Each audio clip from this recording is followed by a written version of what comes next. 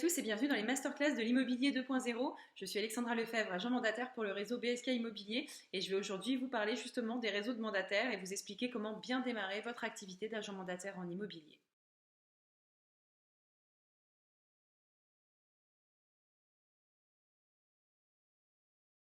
Donc la première étape, lorsque vous décidez de vous lancer en tant qu'agent mandataire dans la grande aventure de l'immobilier, ça va être de choisir votre réseau. Le réseau avec lequel vous allez travailler, évoluer et, je l'espère pour vous, prospérer. Il est important également, à mon sens, de ne pas intégrer un réseau qui est déjà saturé d'agents mandataires. Je ne vais pas en citer, mais il y a énormément de réseaux où on trouve sur un même secteur beaucoup trop d'agents mandataires et ils finissent par se marcher dessus et au lieu de travailler ensemble, finissent par être concurrents. C'est pas du tout le but de la manœuvre. Il faut que vous puissiez travailler entre guillemets sereinement, même si on va être clair, le métier d'agent immobilier est loin d'être serein, mais voilà, il faut que vous puissiez effectivement savoir que vous n'êtes pas en concurrence avec des membres du même réseau. Déjà, il y a déjà assez de concurrence comme ça avec les autres agents et avec les autres réseaux, donc voilà, inutile de piétiner à plusieurs le même terrain. Tout d'abord, attention à ne pas vous laisser influencer par des amis qui font déjà partie de réseaux de mandataires. Il est important d'intégrer un réseau qui vous correspond, dans lequel vous vous sentirez bien et à l'aise et qui sera effectivement à même de vous aider à évoluer et à prospérer. Personnellement, lorsque j'ai intégré le réseau BSK Immobilier, j'ai fait attention à trois choses.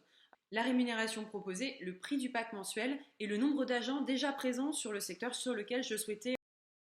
À ce moment-là, il n'y avait personne donc sur le secteur de Niort et ses alentours, donc ça me paraissait parfait pour pouvoir démarrer mon activité, la faire évoluer. C'est donc extrêmement important de bien choisir votre réseau. Logiquement, c'est celui dans lequel vous allez rester longtemps et il faut que vous puissiez vous y sentir à l'aise, pas oppressé et voilà, que vous vous sentiez libre vraiment de travailler comme vous le souhaitez et comme vous l'entendez et que ce soit, comme je vous l'ai dit, un réseau qui vous ressemble et qui partage vos valeurs.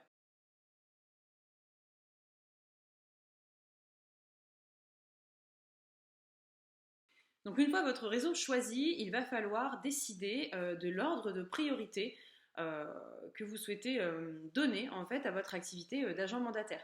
Donc en effet, soit vous allez consacrer 100% de votre temps à votre nouvelle activité, soit vous allez en faire une activité annexe, donc par exemple annexe à une activité salariée. Si vous avez déjà du mal à vous organiser entre votre travail, vos trajets, vos enfants, votre famille, etc., dans ce cas, je pense qu'il est plus raisonnable de ne pas tenter cette aventure. L'immobilier, c'est une activité extrêmement chronophage. Même si vous en faites une activité annexe, il va falloir tout de même y consacrer un minimum de temps. Et ce temps, il faut que vous l'ayez et il faut que vous ayez conscience que ça ne va pas être 30 minutes par jour. Même en tant qu'activité annexe, il va quand même falloir fixer une durée par jour que vous souhaitez consacrer à cette activité et une durée raisonnable. 30 minutes, ça ne sert à rien. Il faut vraiment partir sur une durée durant laquelle vous allez vraiment pouvoir faire des choses utiles au développement de votre activité.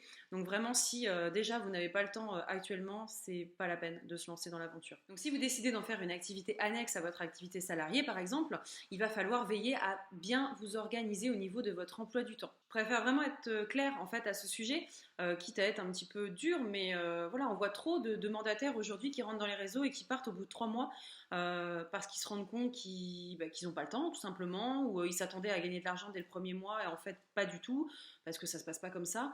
Donc il y a énormément de turnover, ça donne pas vraiment une bonne image des réseaux et voilà, donc moi je tiens vraiment à insister sur ce point-là. Réfléchissez vraiment bien avant de rentrer dans un réseau de mandataires. Surtout qu'il y a quand même un investissement financier à la base quand vous rentrez dans un réseau. Pas tous les réseaux, mais la plupart quand même vous font payer les droits d'adhésion, un pack de démarrage, etc. Donc même si c'est pas non plus des sommes astronomiques, c'est quand même de l'argent que vous allez sortir de votre poche. Donc il faut vraiment bien réfléchir et ne pas vous lancer dans l'aventure comme ça sans trop y réfléchir en vous disant que de toute façon vous n'avez rien à perdre. Vous avez quand même un petit investissement financier à faire et vraiment du temps à consacrer à cette activité. Donc il faut que ce soit mûrement réfléchi. Alors, si vous décidez de faire de l'immobilier votre activité principale, c'est une très bonne initiative. C'est le meilleur moyen de réussir puisque là, vous aurez 100% de votre temps à consacrer à votre activité dans l'immobilier. Par contre, c'est à double tranchant et il va vraiment falloir vous donner à fond parce que vous n'avez pas le droit à l'erreur finalement. Le maintien de votre niveau de vie en dépend tout simplement. Avant, vous aviez peut-être une activité salariée, un certain niveau de vie, donc si vous vous lancez, déjà veillez à avoir quand même une réserve d'argent nécessaire de côté. N'espérez pas toucher vos premières commissions avant au moins 3 mois, et encore je suis optimiste, en moyenne il faut compter à peu près 6 mois pour commencer à toucher, de l'argent de vos ventes.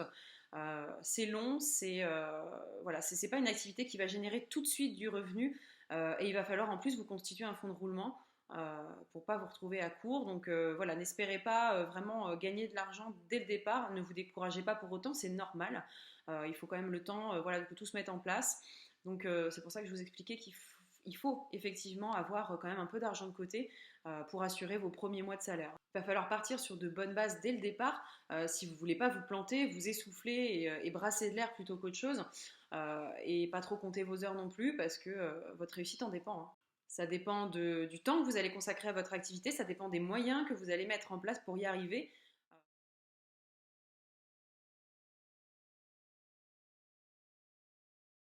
Concernant maintenant le statut sous lequel vous allez exercer, sans hésitation, je vous conseille de commencer en tant qu'auto-entrepreneur. C'est le statut qui va être le plus avantageux pour vous puisqu'il vous permet de bénéficier d'une exonération du RSI, SSI, donc ex-RSI. Donc c'est dégressif, hein, c'est sur 3 années. Et également, donc vous avez le droit à des aides par rapport à Pôle emploi, hein, donc un maintien de votre indemnité Pôle emploi si vous aviez droit à toucher l'ARE.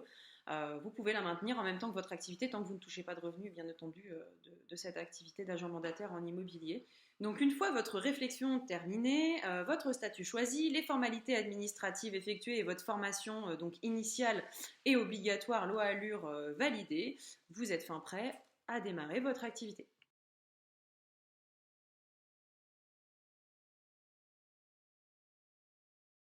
Donc ça y est, vous êtes motivé, vous êtes dans de bonnes conditions pour démarrer. Donc là, la première chose à faire déjà avant de vous lancer dans le grand bain, ça va être de délimiter votre... Alors certes, lorsque vous adhérez à un réseau de mandataires, en amont, lors des réunions de présentation, on vous conditionne euh, sur le fait que vous n'êtes pas sectorisé. Vous pouvez rentrer des biens et vendre des biens partout en France si vous le voulez. Et effectivement, vous pouvez le faire. Je ne vais pas dire le contraire. Cette absence de sectorisation est clairement un argument de recrutement hein, pour les réseaux de mandataires d'une manière générale. Hein, je ne vise aucun réseau en particulier. Voilà, vous pouvez travailler où vous voulez. Alors cependant, il faut être pragmatique. Si vous allez chercher un bien à 1 heure de chez vous, est-ce que vous allez réellement avoir le temps et l'argent nécessaire pour vous déplacer à ce bien pour les visites, hein, notamment, pour vous en occuper, tout simplement. Il faut se poser les bonnes questions. Est-ce que c'est vraiment intéressant de rentrer un bien qui est à 1 heure de chez vous? De plus, est-ce que vous connaissez ce secteur? Est-ce que vous connaissez tous les secteurs de France, leurs spécificités, les prix du marché relatifs à chaque ville, à chaque secteur? Je ne pense pas. En tout cas, au début, c'est une certitude, vous ne le saurez pas. Commencez déjà par votre ville, tout simplement, votre voisinage, ce que vous connaissez en fait. Vous verrez que vous vous sentirez beaucoup plus à l'aise déjà pour prospecter sur un secteur que vous connaissez, qui vous est familier. Mais encore une fois, vous êtes seul maître de votre activité. Si vous avez envie de rentrer un bien à l'autre bout de la France, c'est votre problème. Et puisque voilà, moi je suis ici aujourd'hui pour vous donner des conseils, moi je vous conseille clairement de délimiter votre secteur. Alors effectivement, comme on en a un petit peu parlé, là, rien ne vous empêche de travailler sur une autre ville que la vôtre, hein. Moi, par exemple, je travaille donc sur Niort et ses alentours, et également sur La Rochelle et ses alentours. Parce que La Rochelle, j'y suis née, j'y ai vécu plus de 20 ans. C'est un secteur que je connais extrêmement bien, je connais les spécificités pardon, de la ville. Voilà, je m'y sens bien, c'est familier pour moi. J'y ai mes repères, donc je peux tout à fait travailler correctement sur ce secteur et en plus j'y vais très régulièrement. J'y vais au moins 1 fois par semaine, donc j'en profite pour grouper mes visites sur cette journée-là et faire mon travail donc sur le secteur de La Rochelle. Voilà, j'essaie de grouper, de m'organiser, hein, c'est encore une histoire d'organisation, mais c'est tout à fait... Donc une fois que vous avez délimité votre ou vos secteurs, moi je vous conseille de faire une carte My Maps, donc via Google. Ça va vous permettre en fait de pouvoir accéder rapidement aux informations importantes et pratiques du secteur visé, hein, tout simplement. Alors c'est très pratique notamment lorsque vous souhaitez savoir dans quel secteur, dans quel quartier hein, se trouve un bien. Voilà, vous appelez un bien, la personne vous donne l'adresse, vous ne savez pas trop où ça se trouve, vous regardez déjà quel quartier il s'agit. C'est déjà pro hein, parce que vous ramenez chez le client et lui demandez ah bah c'est quel quartier, votre maison là, elle est dans quel quartier, puis il y a quoi comme magasin autour, enfin ça fait un petit peu guignol, hein, excusez-moi, passez-moi le terme, mais on a l'impression que vous n'êtes absolument pas renseigné et que surtout vous ne connaissez pas du tout votre secteur. Ça se trouve vous débarquez d'ailleurs, vous ne connaissez pas du tout La Rochelle par exemple, et vous venez quand même rentrer des biens sur ce secteur-là. Ça donne pas vraiment confiance, ça donne pas vraiment envie de vous faire confiance. les clients vont faire confiance plutôt à quelqu'un qui connaît très bien son terrain. Donc moi, ce que j'ai fait sur My Maps, c'est que donc sur la carte de Niort, sur la carte de La Rochelle aussi, j'ai délimité les quartiers, j'ai fait des codes couleurs et comme ça, quand je rentre l'adresse du bien que je vais visiter, ça me le situe tout de suite, ça me met une petite épingle en fait directement sur la carte et donc je vois par rapport au code couleur dans quel quartier il se trouve. Donc ça c'est franchement c'est super et j'ai aussi rentré donc tous les centres d'intérêt, tous les supermarchés, les magasins, les cinémas, voilà toutes les petites choses comme ça pour savoir ce qu'il y a à proximité. C'est rapide, ça prend 2 secondes, comme ça vous savez exactement où se situe votre bien et quel potentiel. Votre bien, vous devez le connaître avant même de le voir. Et une fois que vous l'avez vu, vous devez le connaître sur le bout des doigts. C'est pas à vos clients visiteurs d'aller chercher l'info, hein. S'ils vous demandent, bah, y a un supermarché à côté, je sais pas. C'est pas pro du tout. C'est pas à eux d'aller chercher l'info, c'est pas à eux d'aller regarder sur internet. C'est à vous de leur donner toutes les informations.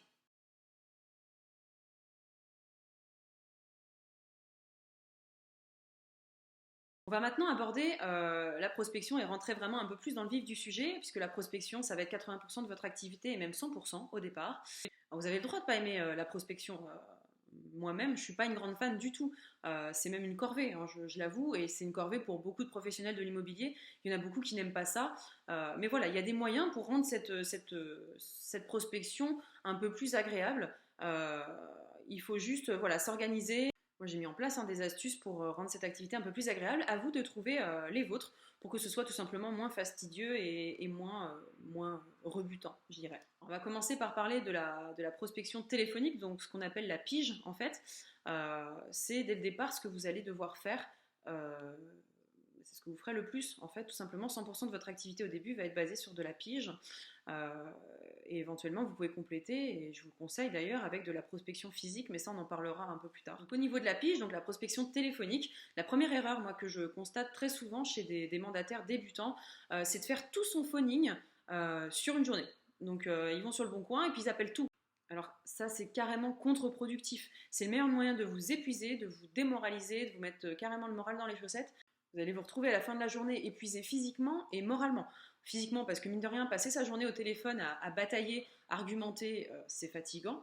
Et mentalement parce que se faire raccrocher au nez à plusieurs reprises, essuyer les échecs, se faire bâcher à longueur de temps, ben, ça met clairement le moral dans les chaussettes. Et on n'a pas envie de continuer. Et le lendemain, ben, on se lève sans trop de motivation et on se demande si on ne va pas arrêter. En plus, n'oubliez pas que votre état d'esprit, votre état d'une manière générale s'entend au téléphone. Si votre interlocuteur vous sent faiblard, ça lui donne vraiment pas envie de vous rencontrer et de vous donner votre chance en fait, hein. Donc la meilleure méthode, ça va être de fractionner votre pige. Fixez-vous une durée à ne pas dépasser et ou un nombre de rendez-vous à atteindre. Et une fois que c'est atteint, vous arrêtez et vous recommencez le lendemain. Alors c'est pareil, hein, toujours, on reste dans l'organisation, le cadre. Avant de démarrer votre prospection téléphonique, préparez. Commencez déjà par trier les annonces en les ouvrant une par une et en les lisant. Lisez vos annonces, bon sang, je le répète parce que je vois trop de conseillers qui enchaînent les appels sans même avoir lu l'annonce, sans même avoir regardé les photos ou regardé le prix, ou en fait ils ouvrent l'annonce, claquent le téléphone, ils appellent. Ils n'ont strictement rien à faire de ce qui est marqué. C'est le meilleur moyen quand même de vous faire bâcher et de passer pour un guignol. Personnellement, moi je me fixe un objectif de 2 rendez-vous, 2 prises de rendez-vous par session de pige, sans dépasser une durée de 2 heures. Alors, à titre d'exemple, voici justement quelques cas, quelques mises en situation euh, qui sont très représentatifs de ce que j'ai pu entendre de la part d'agents mandataires ou d'agents immobiliers. Alors dans le premier cas, vous appelez un client qui vend un appartement, vous n'avez pas lu l'annonce, ni fait très attention aux photos, et vous déroulez votre script habituel sans l'adapter au bien que vous avez sous les yeux et pour lequel vous appelez. Vous demandez au client si sa maison est toujours disponible, et bien entendu, il vous répond bah, ma maison, non, c'est un appartement, c'est pas une maison. Là, forcément, vous prenez un taquet d'entrée, hein.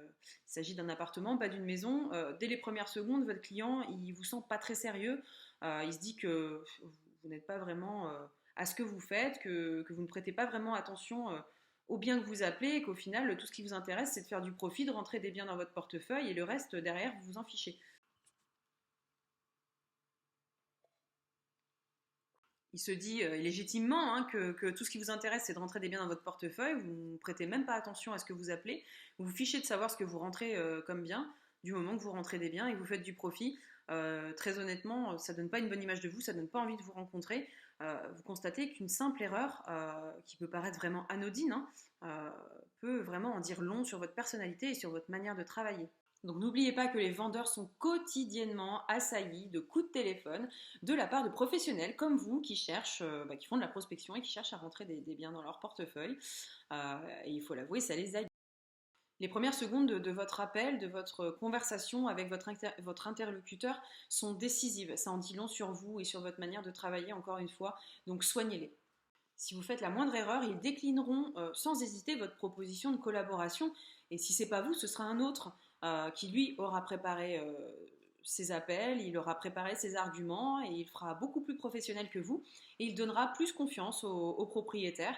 Et donc lui aura la chance de rencontrer ce client et pas vous.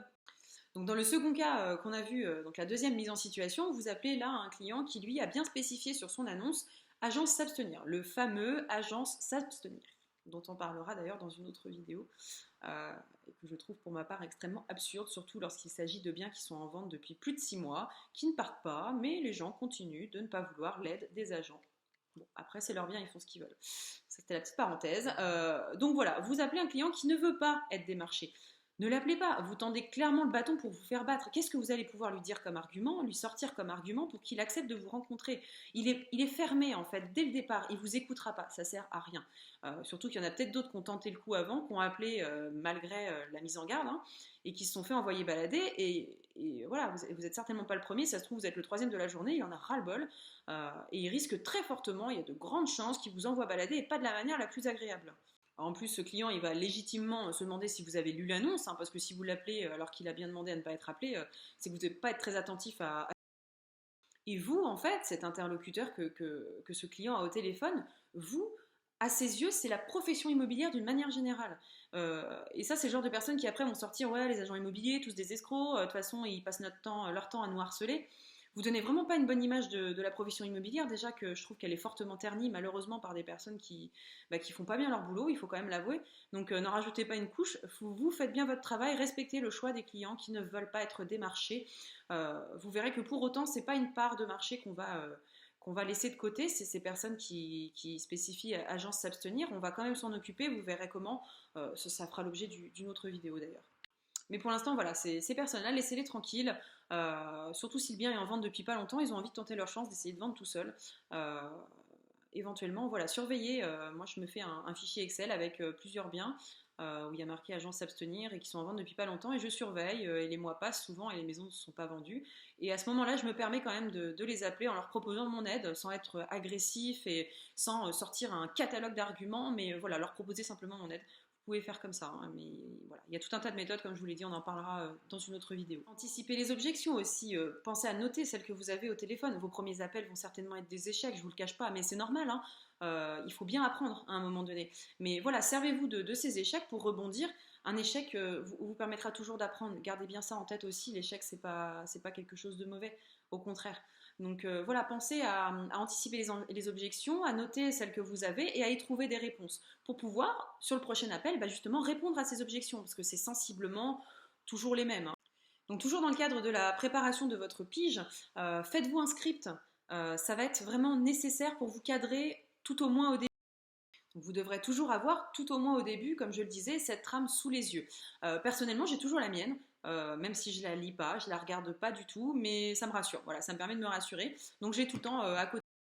Alors attention néanmoins à ne pas faire le robot. Il n'y a rien de pire que d'entendre au téléphone quelqu'un qui lit littéralement son script. Moi j'ai vécu ça lorsque je travaillais dans le secteur de la banque assurance. On avait des scripts qu'il fallait suivre à la lettre. On n'avait pas le droit d'y déroger, on n'avait pas le droit de les agrémenter, de les mettre un peu à notre sauce. C'était au mot près, et il fallait que tout le monde, absolument tout le monde dans l'entreprise, sur la France entière, ait le même discours. Le bonjour, en quoi puis-je vous aider, le ai-je bien répondu à votre demande, enfin c'est...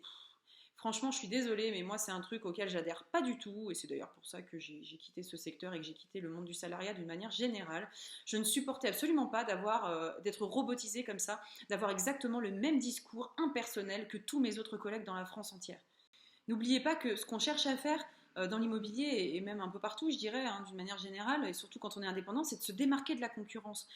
Si vous avez le même discours que tout le monde, pourquoi travailler avec vous? Qu'est-ce qui va attirer les gens? N'oubliez pas que c'est le conseiller sa personnalité, son travail, qui font qu'un client va lui faire confiance ou non.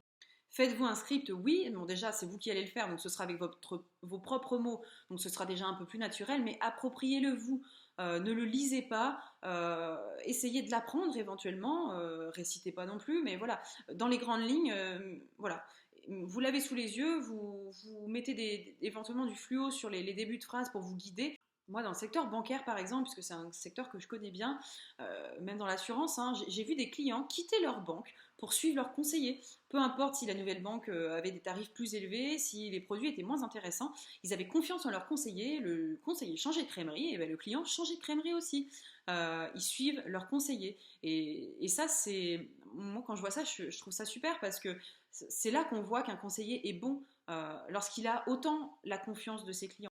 Personnellement, lorsque j'ai fait mes études de commerce donc à Subdeco à La Rochelle, avec Celia Group maintenant, euh, franchement, banque assurance, c'était une catastrophe. J'avais des notes pourries. J'ai eu mon diplôme uniquement grâce aux matières linguistiques parce que j'avais fait avant une fac de langue et que j'étais excellente en langue. C'est ce qui m'a fait avoir mon diplôme banque assurance. Alors, je vous laisse imaginer. Tout le monde m'a dit que j'étais nulle. On m'a dit que je n'avais aucune fibre commerciale en fait. Je me suis fait littéralement bâcher par les profs, par mes employeurs. Enfin, c'était une catastrophe. Enfin, mon employeur de l'époque avec qui j'étais en alternance. On m'a dit que j'étais mauvaise, qu'il fallait que j'abandonne le commercial, c'était pas fait pour moi. À l'inverse, il y en a, leur examen commercial de mise en situation, ils ont eu des super notes, hein. Moi j'ai eu 5. Eux, ils ont eu entre 15 et 20, c'était génial, hein. Ah, ils suivaient à la lettre, hein. Tout ce qu'ils avaient appris, ils l'avaient appris par cœur, hein. Bah, par contre, aujourd'hui, ils sont mauvais. Ils sont mauvais parce que face aux clients, ils se contentent de dire ce qu'on leur demande de dire et ils ne sortent pas du cadre, ils sortent pas des rails.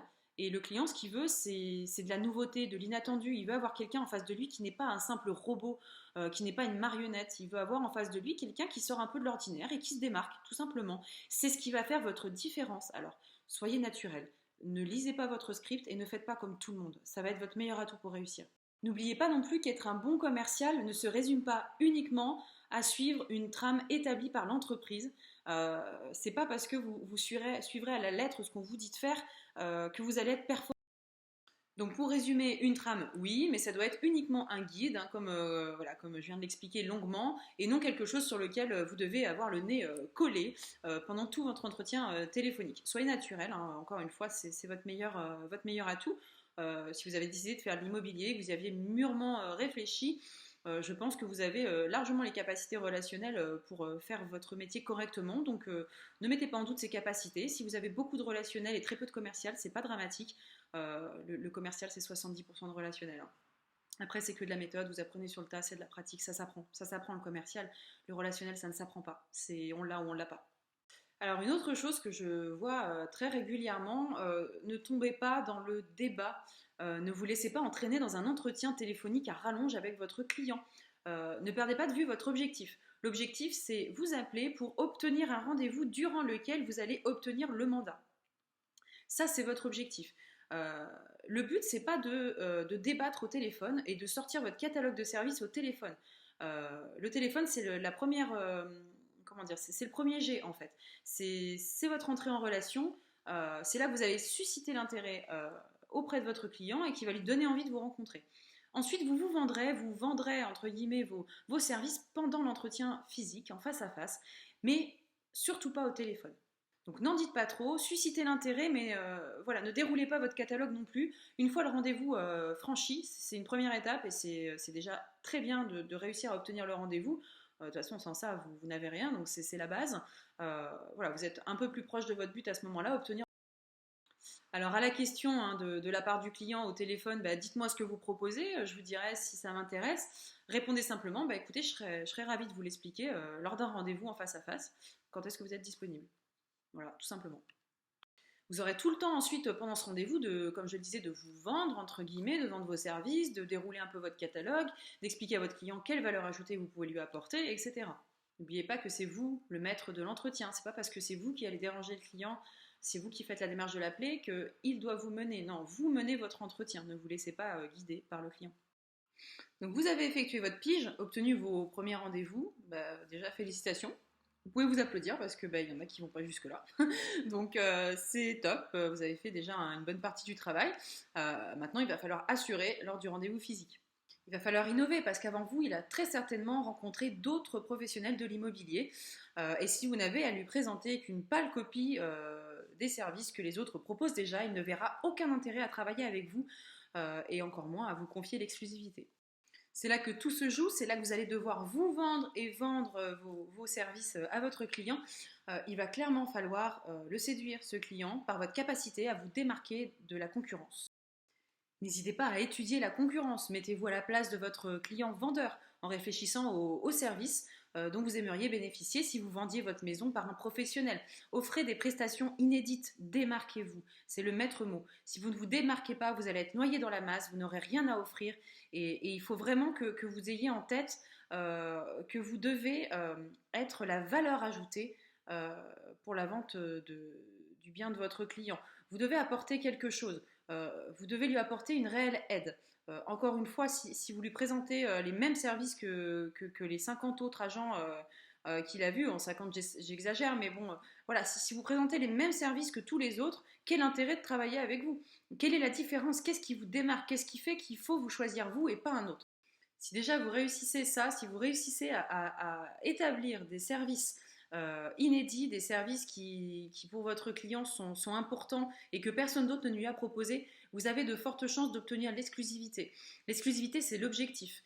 Il faut savoir qu'au départ, bien entendu, vous n'allez pas cracher sur un mandat simple. Il va falloir remplir un peu votre portefeuille pour attirer des acquéreurs, ces mêmes acquéreurs à qui vous pourrez éventuellement ensuite proposer d'autres biens que vous n'aurez pas spécialement en portefeuille, c'est ce qui s'appelle faire de la recherche de biens. Mais voilà, il faut attirer des gens, il faut que vous communiquiez, il faut vous faire connaître de toute façon. Donc voilà, mais le mandat exclusif est extrêmement important, c'est lui qui va vous faire manger, c'est lui qui va vous apporter votre rémunération. Euh, donc vraiment, fixez toujours cet objectif d'obtention du mandat exclusif. Et si vous mettez vraiment en place tous ces conseils, si vous mettez en pratique voilà, ce dont je viens de vous parler, si vous vous démarquez, vous avez quand même de fortes chances d'obtenir l'exclusivité ou tout au moins la semi-exclusivité. Donc une fois que vous avez séduit votre client par vos services et votre professionnalisme et votre motivation, parce que ça aussi c'est important de montrer à un client qu'on est motivé, vous avez rentré votre mandat, et bien maintenant vous avez encore une fois les cartes en main. À vous de commercialiser ce bien, de le rendre visible. Utilisez toutes les plateformes que vous avez à votre disposition. Donc avec votre réseau de mandataires, vous aurez tout ce qui est passerelle, site d'annonce, etc. Utilisez aussi, n'oubliez pas les réseaux sociaux, c'est hyper important. Ça vous permet déjà de vous faire connaître, de vous tisser un réseau aussi, voilà, d'avoir d'autres professionnels qui vont vous ajouter peut-être en tant qu'amis sur Facebook et que vous allez avec qui vous allez pouvoir converser. Il ne faut pas oublier que les concurrents sont au-delà d'être nos concurrents, sont nos confrères. Ils peuvent très bien vous apporter un client pour votre maison, de même que vous pouvez très bien leur apporter un client pour une maison qu'ils ont en vente. N'oubliez pas le partage, c'est hyper important. Aux États-Unis, ils fonctionnent comme ça depuis très longtemps et ils vendent en partage. Il vaut mieux avoir 50% de quelque chose, comme on dit, plutôt que 100% de rien.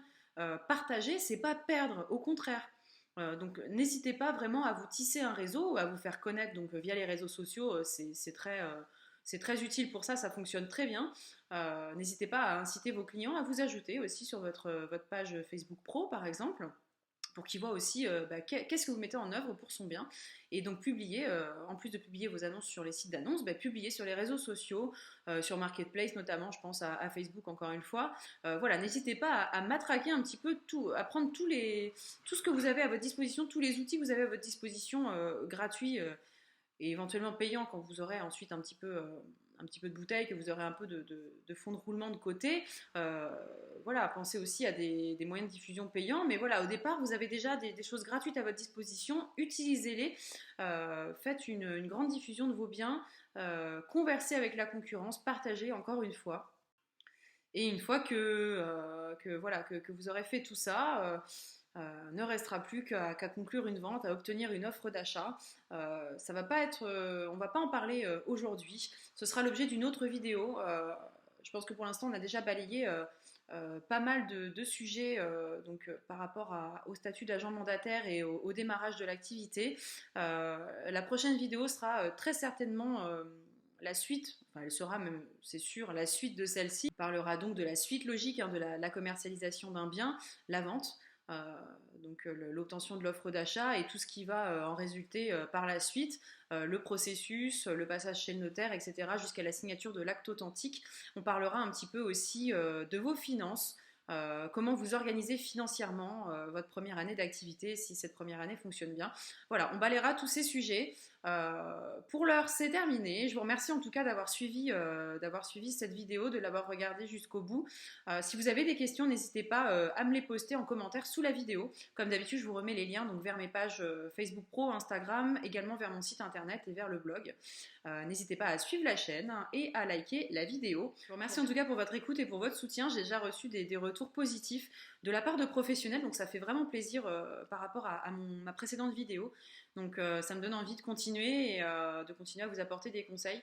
Donc la chaîne va être finalement un peu plus axée sur les professionnels plus que sur les particuliers, parce qu'au départ dans ma première vidéo, c'est vrai que j'ai annoncé que ce serait une chaîne dédiée tant aux particuliers qu'aux professionnels, mais je vais finalement, j'ai décidé de donner une tournure en fait à la chaîne vraiment axée pro et conseil pro. Donc voilà, d'où le fait que la chaîne ait changé rapidement de nom. Finalement, on passe sur les masterclass de l'immobilier 2.0 et non plus le blog de l'immobilier 2.0. Donc voilà, si vous êtes professionnel et que vous débutez, surtout les débutants, puisque moi mon but, mon objectif et mon envie, c'est d'aider les débutants.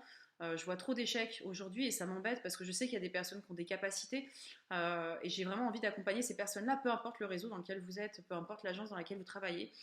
J'ai pas envie de faire de différence sur ce plan-là. Donc voilà, si vous avez des questions, si vous avez besoin d'aide, n'hésitez pas en tout cas à me contacter. Je serai ravie de vous apporter mon aide et mon expérience. Pour le moment, je vous laisse et je vous dis à une prochaine vidéo. À bientôt.